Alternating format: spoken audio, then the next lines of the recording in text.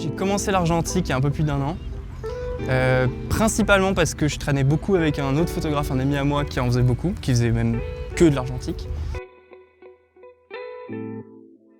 Et en voyant ses premiers scans, ses premiers tirages, je me suis dit waouh, il y a vraiment une esthétique très intéressante.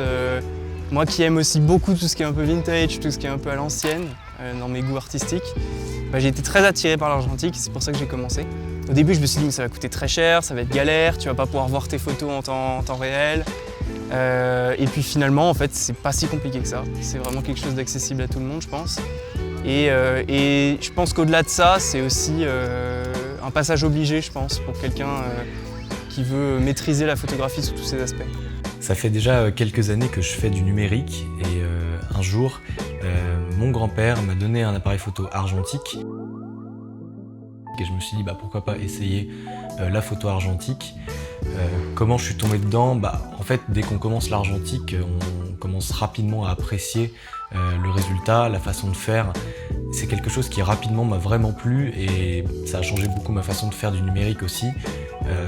Tout ça pour dire que finalement l'argentique, je suis tombé dedans parce que tout d'abord on me l'a proposé, parce qu'on m'a permis de le faire assez facilement et que en fait, dès qu'on y goûte, on adore en fait l'argentique.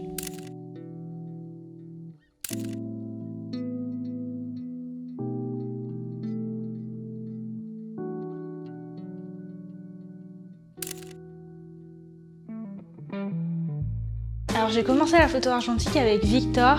Il avait reçu son premier appareil photo par son grand-père et c'est comme ça qu'on a commencé.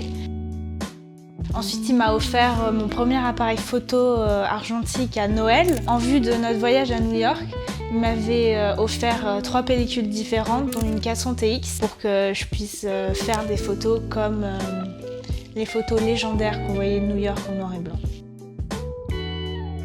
Comme on a commencé par la photographie argentique, c'est un peu notre référence esthétique, c'est notre référence visuelle.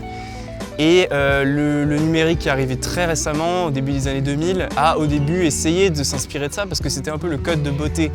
Donc les couleurs assez saturées, le grain, etc. C'est des choses que le numérique a essayé de copier et copie encore maintenant. Pour moi, c'est pas seulement une esthétique, c'est aussi une façon de photographier.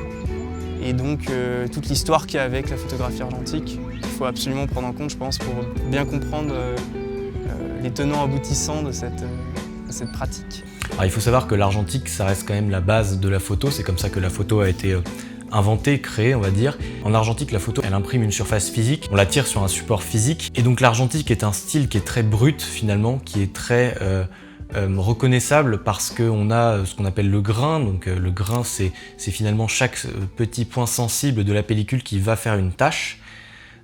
Mais paradoxalement, on a des pellicules comme la Kodachrome ou l'Ektachrome qui sont très définies. L'argentique est surtout une façon de faire plus qu'un style particulier, car le style on peut tout à fait le recopier et le recréer avec des logiciels de retouche comme Lightroom ou Photoshop. L'argentique, on choisit une pellicule pour ses qualités, pour ses défauts aussi parfois. Ça peut être artistique, on l'a choisi pour ses couleurs, on l'a choisi pour son style.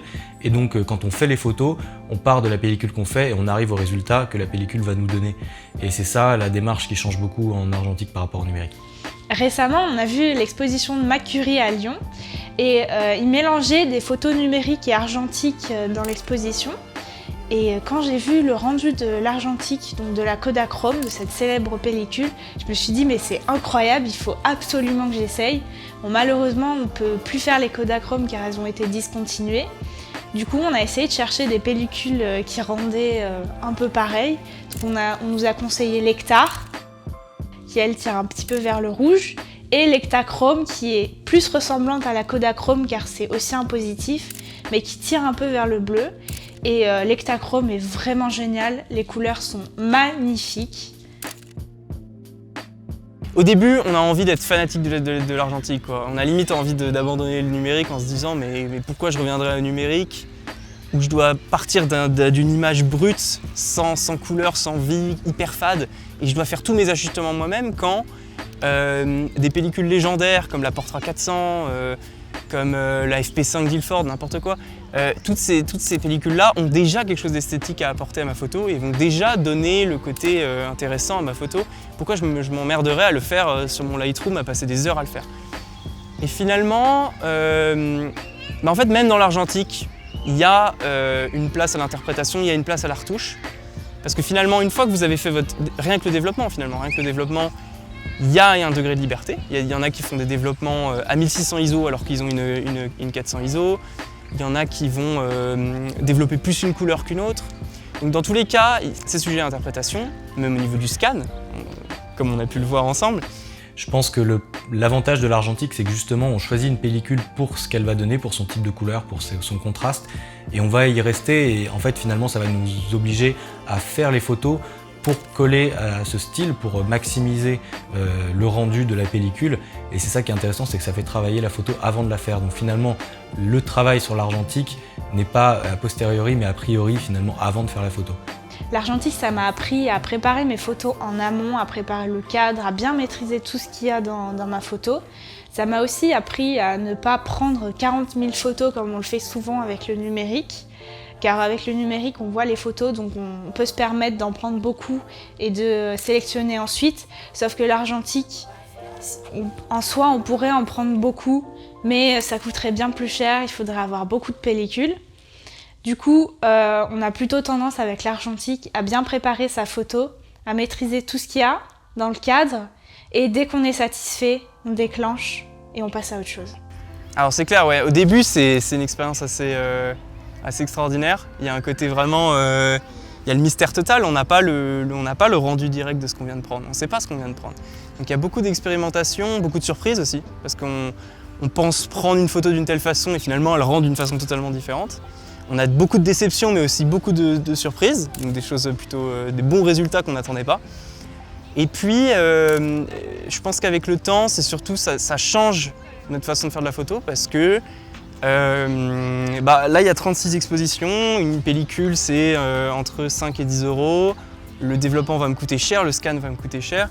Donc évidemment, je vais faire plus attention, je vais prendre les photos qui me semblent être les plus intéressantes, dans le contexte qui me paraît le plus intéressant.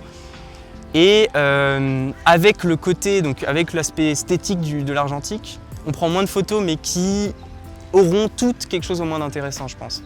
Et c'est ça qui est intéressant, c'est que, je dis beaucoup de fois intéressant, ce qui est sympa, c'est que dans les photos qu'on va prendre, il y en aura, sur 36 photos, il y en aura toutes qui auront au moins quelque chose d'intéressant. Dans le numérique, je vais prendre 150 photos, 5 par 5 en général, parce que je vais quintupler chacune des photos pour au moins en avoir une qui est parfaite techniquement.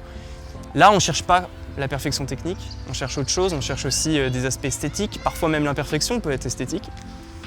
Et du coup, ça change radicalement notre façon de faire des photos. Donc le moment du déclenchement, c'est quelque chose de particulier en argentique parce que chaque photo compte, chaque photo est importante. Et ce qui est intéressant dans l'argentique, c'est que finalement, on ne voit pas la photo. Avant de la faire, on ne la voit pas après l'avoir faite. Alors qu'elle existe, elle est vraiment imprimée sur la pellicule. Elle est quelque part par là, mais on ne peut pas encore y accéder. Et c'est ce sentiment qui est intéressant dans le déclenchement, c'est qu'on prend la photo et rapidement on passe à autre chose et on n'est pas biaisé par la photo qu'on a prise. Où le sens du photographe s'aiguise un peu, c'est-à-dire que si on prend une photo et qu'on a vu sur le moment de la prise de vue qu'il y avait un problème, c'est là où on décide de la refaire, mais sinon la photo, elle existe, elle est là, elle est cachée, on ne la voit pas et on passe à autre chose et on continue à faire ses photos. Il y a une photo que j'ai prise à Édimbourg, justement, ça c'est pour vous dire, ça c'est ma plus belle surprise.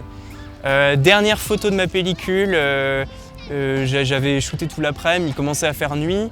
J'étais sur du 125 ISO je crois à l'époque. Ouais c'est ça, c'était ma toute première pellicule argentique si je dis pas de conneries. Donc Delta 125 ISO. Et donc je rentre chez moi, il commence à faire nuit, je suis à 1.8 sur l'appareil. Je suis à 1,45e, je vois un bus qui passe à 2 étages avec une femme en train de lire son journal dans le bus ou son téléphone, je sais plus. Et je me dis, ah ça c'est intéressant, bon ça va être dégueulasse, je suis à 1,45, allez je tente quand même. Et je me suis dit, bon elle va être ratée c'est sûr, en plus j'avais bougé en prenant la photo et tout. Et puis finalement j'ai été vraiment agréablement surpris du résultat. Je suis très content du résultat. J'ai dû faire un petit peu de retouche pour... il y avait un bout de pub sur le bus, ça me plaisait pas trop, je voulais garder le truc le plus simple et épuré possible. Mais du coup, ouais, ça c'est je pense une des plus belles photos que j'ai faites en argentique, sur ma toute première pellicule complètement par hasard, avec une expo beaucoup trop longue, enfin bref. Mais ça c'est vraiment très satisfaisant. Alors salut, j'espère que la vidéo vous a plu. Un petit mot de fin pour vous remercier de votre soutien car vous êtes de plus en plus nombreux sur la chaîne ces temps-ci. Si vous découvrez la chaîne avec cette vidéo, je vous invite à aller voir les autres vidéos. Et puis si vous êtes nouveau et que vous n'êtes pas encore abonné, je vous invite à vous abonner et à activer les notifications. Puis on se revoit bientôt pour une prochaine vidéo.